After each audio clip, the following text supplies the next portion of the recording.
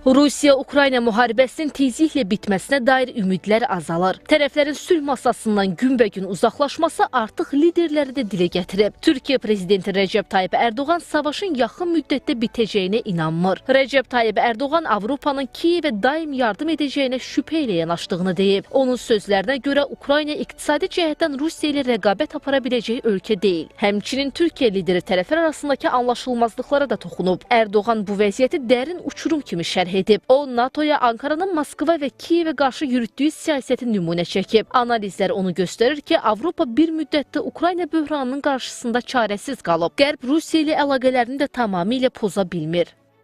Avrupa Birliği'nin doğal gaz ihtiyacını gideren bir Rusya vardı ve netice itibariyle 4 yıldan bu yana özellikle gaz akışı belli bir oranda, yani Avrupa Birliği'nin kapasitesini oluşturacak seviyede değil. Almanya gibi ülkeler Ukrayna-Rusya arasında bir denge unsuru oluşturmak istiyor. Müzakere masasını belirleyici unsur Putin'in Ukrayna'dan alabildiği toprak sayısına kadar, yani gidebildiği yere kadar, artık son nokta burası dediği yere kadar Ukrayna savaşı devam edecek. Savaşın davam etməsi Rusiyanı ardıcıl sanksiyalara məruz qoyur. Qərb ölkələri iqtisadi çöküşün müharibəni bitirəcəyini düşünür. Bu yolla Kremli danışıqlar masasına gətirmək də planda yer alır. Lakin Avropa nə qədər çalışsa da Rusiyanın iqtisadi göstəriciləri sadəcə aşağı düşür. Ukrayna böhranı başlayandan bəri ittifaq Moskvaya qarşı 18 sanksiya paketi qəbul edib. Növbəti isə sentyabrda təklif olunub. Bundan başqa ABŞ də 5000 fiziki və hüquqi şəxsi hədəf alıb. Neft hasilatının ixracı yanvar-martda 2022-ci ilin əvvəlindəki 155 milyard dollardan 96 milyard dollara qədər azalıb. The Economist yazır ki, Qərbin səyləri nəticəsiz qalıb. Rusiyanın iqtisadiyyatı 2022-ci ildə qısa müddət ərzində çöküş yaşayıb. Lakin növbəti illərdə artım müşahidə olunub. Buna baxmayaraq ölkədə iqtisadi fəallığın tempi yavaşlayıb. 2025-ci ilin iyulunda ümumi daxili məhsul illik müqayisədə cəmi 0,4% artıb. Real vaxt göstəriciləri isə istehsal fəaliyyətinin azaldığını göstərir. Nəşrin məlumatına görə indiki dövrü durğunluq mərhələsi adlandırmaq olar. Bunun əksinə isə Ukraynanın maliyyə vəziyyəti getdikcə gərginləşir.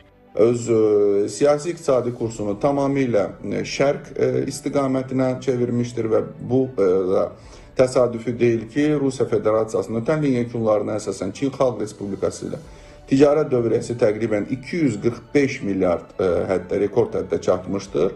Ki bu da Rusiya iqtisadiyyatının hal-hazırda qarşılaşdığı çətinliklərdə, problemlərdə axtardığı müvafiq siyasi həllərin nəticəsidir. Bu və ya digər çətinliklərdən hansısa bir alternativ yollarla bir mənalı şəkildə müvafiq itkiləri hesablayaraq çıxacaq. Analizlər onu göstərir ki, Rusiya 2014-cü ildə Krımı ilhaq etdikdən sonra vəziyyəti balanslaşdırıb. Vladimir Putinin Avropa İttifaqının qoyacağı sanksiyaları əvvəlcədən ehtimal etdiyi bildirilir. O, bu müddət ərzində sərt fiskal və pul siyasəti həyata keçirib. Bu, Moskvaya müharibəyə hazır olan buferləri azaltmağa və qurmağa imkan verib. Araşdırmalara əsasən Kreml ölkədəki savaşdan əvvəlki vəziyyətdən daha çox valyuta gəliri toplayıb. Sanksiyalara məruz qalanda ölkə iqtisadiyyatı 10 il əvvəlkindən daha az xarici maliyyələşdirməyə əsaslanıb. Bu səbəbdən analitiklər Moskvanın bu siyasətini qala Rusiyası adlandırıblar. Həmçinin Qərbin məhdudiyyətlərinin bir qədər gec tətbiq olunması da Kreml üçün şans nöqtəsidir.